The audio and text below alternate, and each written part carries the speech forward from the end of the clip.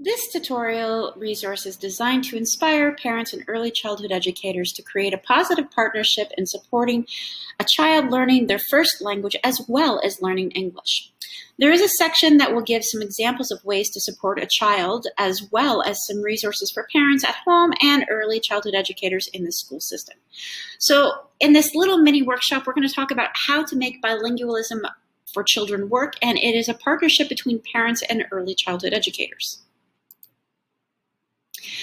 Now, the importance of a child continuing to learn their first language at home. Why is it important? A child with a strong knowledge of their first language will learn a second language easier. A child with a strong knowledge of their first language do better with reading and writing at school. So some facts about learning a language, whether this is the first language or the second language. The more you speak a language, the more a child will learn. And there are two parts of learning a language. There is conversational language, and then there's the academic language. And it can take an individual 5 to 7 years to learn the academic parts of language. This is like the grammar, and like science terms and, which words you're using for what and what formal language. It can take a long time. So one thing we want to talk about is when is a great time to help your child strengthen their first language skills. So there are many different times for you to do it, but one great example is during family meal times.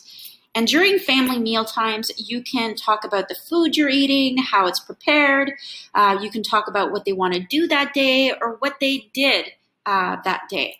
So when we're having these conversations with our children, we're understanding we're helping them understanding the language that is being spoken, practicing speaking the language that is spoken.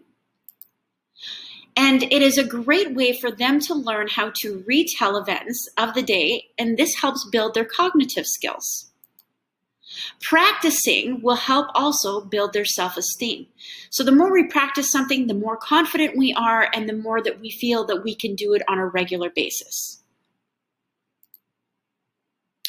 So another concern that many parents have is, my child won't speak our first language at home, just English. I want parents not to panic because there are many ways that you can encourage your child to speak their first language at home in a positive way. So let's go through some of these strategies. Always respond to them in their first language. Even if your child speaks to you in English, respond back to them in your first language. And the reason why is maybe if they're not speaking the language, at least they're understanding the language. And we'll talk a little bit more about expressive and receptive language later on in this mini workshop. Talk about the importance and value of learning their cultural language. Talk to your child's teacher. A supportive teacher can help your child know the value and importance of their first language.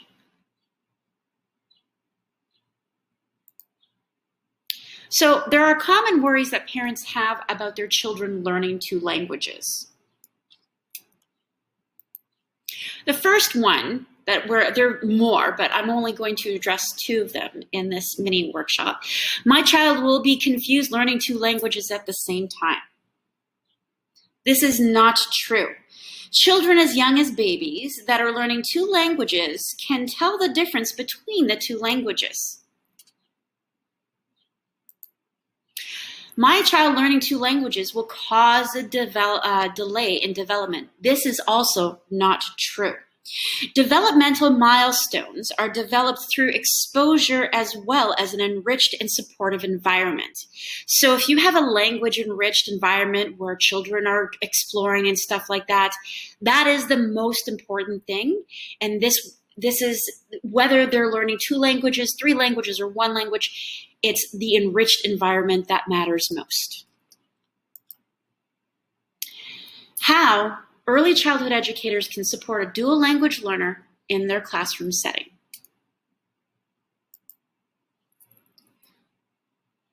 We speak how we speak is a whole package that includes more than just your voice. Using your observation skills to know if a dual language learner is not listening because they do not understand the language, or is it something else? This is very, very, very key. Knowing that receptive language is just as important as expressive language, especially with dual language learners. When speaking with a dual language learner, we have to be mindful of the following in our teaching practices. So delivery of our conversations and language instructions include the following parts: eye contact, pitch, tone, and volume, body position, and body language. So some important observations to keep in mind when supporting dual language learners. Does your English language learner turn away, make noises, and fidget when you're doing instructional learning or story times? And the other one is, does your English language learner sit at the back, middle, or front of the classroom? And these points are very important for the following reasons.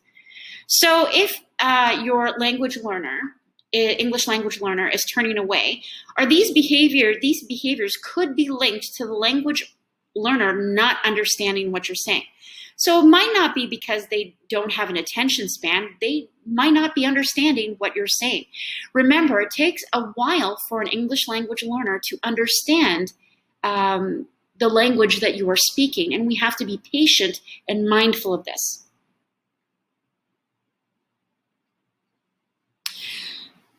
So does your language learner sit at the back, middle, or front of the classroom? So visual and auditory accessibility are important for every student, but most particularly an English learner student, an English language learner students.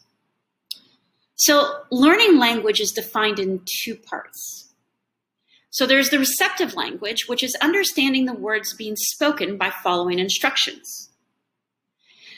An example of this is how many step instructions the language learner can follow. So can your language learner follow 2-step instructions, 3-step instructions, or is it a very obscure instruction? Put your shoes in your cubby and come sit at the carpet.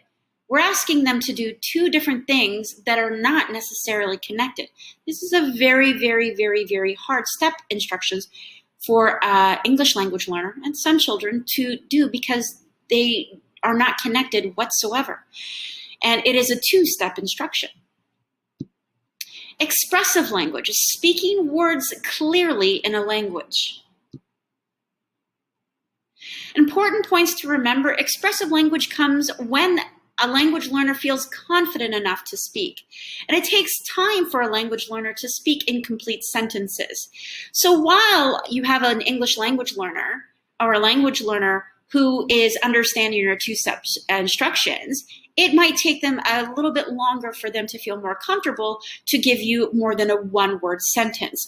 Always encourage it, and always encourage it in a very positive manner with building up their confidence and saying, I like how you are now speaking and I love it. I'm hoping that you will speak in 2-word sentences or big word sentences or full complete sentences.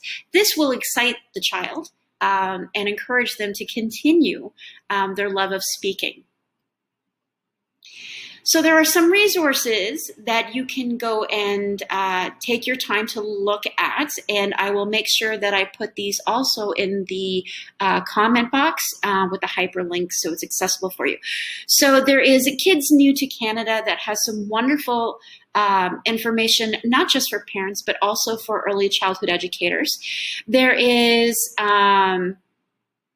the Toronto District School Board, where you can get some wonderful information on how it's actually looking for your English second language learner in the school system, as well as NIAC, which has an amazing resource for dual language learners. These are not just also for parents, but they're also for professionals. I hope you enjoyed this mini workshop on dual language learners and supporting bilingualism for children.